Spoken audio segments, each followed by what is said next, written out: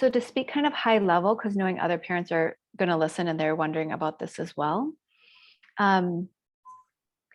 It's true that we always need to consider for your unique family what helps a child be successful. So if it's really common that too much language for a child who's more intense, that a lot of language creates more fire in the brain and stress and anxiety. Because what we're doing is we're doing like logical stuff, right? You remember left brain?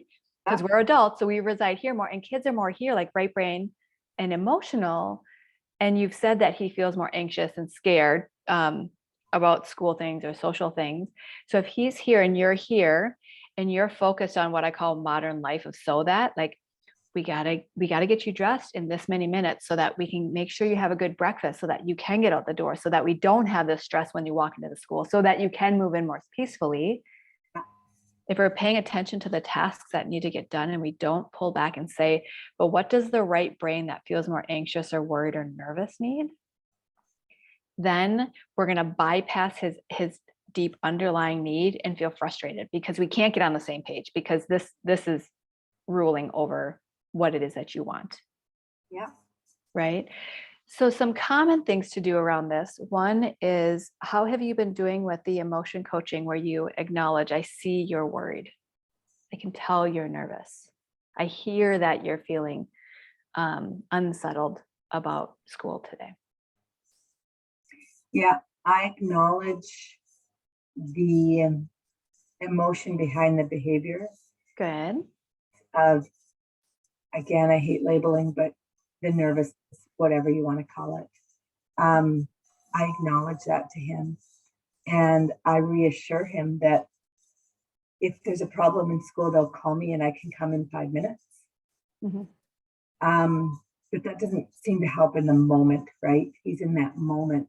Yeah. And yeah. Words don't sink in a lot, but it's compassionate, which is good. Mm-hmm. Right. So, but all that to say is, I think in that moment, he's just in the flight moment. Mm-hmm. Mm-hmm. That's right. So if we think about that, we think about proactive and responsive or reactive strategies to that moment. So proactively, I love the language of I can pick you up in 5 minutes. That might be fun to do an art activity around how you guys are on the same team and mom's in your corner, and I will work with your teacher to do whatever we can to help you feel more comfortable. So consistently outside of that moment, using language of encouragement and hope and support, like I'm here for you. And then the other thing is really, and we talk about this when we talk about optimizing daily routines, which is class 5 of the 8-week series coming up.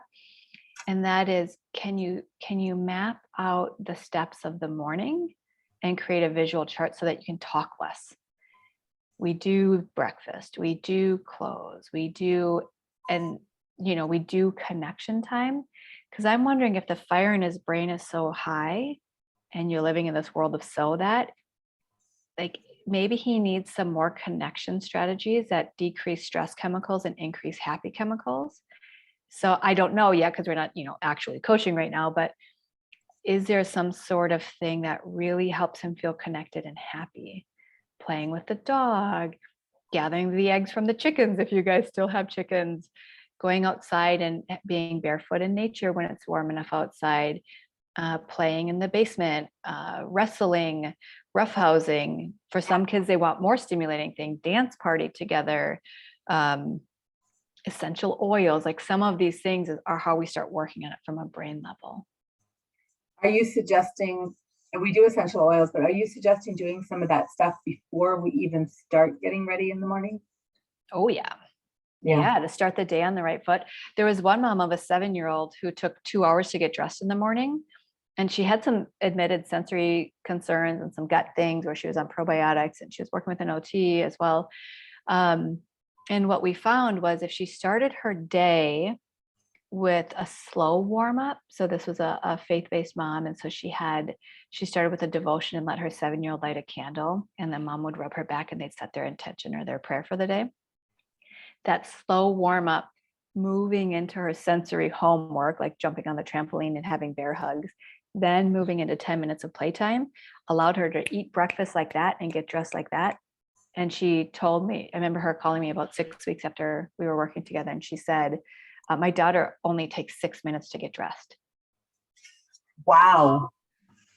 Right? Like as long as there is enough proactive prep to get the brain in a space where it can receive. And so this is receptive, this is reactive. So if we can calm reactive and do things, it will open them up to be more receptive. Wow. Yeah, it's so contrary to your logic brain, because you want to get all those things done so that you can do those enjoyable things, right? Exactly, where we think, oh, I will do the connection strategies with my child once we have space to do them, then I can build them in. That is the opposite way of thinking. And we just fall into that trap with our default thinking pattern. It's actually, if I can do the connection child strategies first, then they transition more peacefully.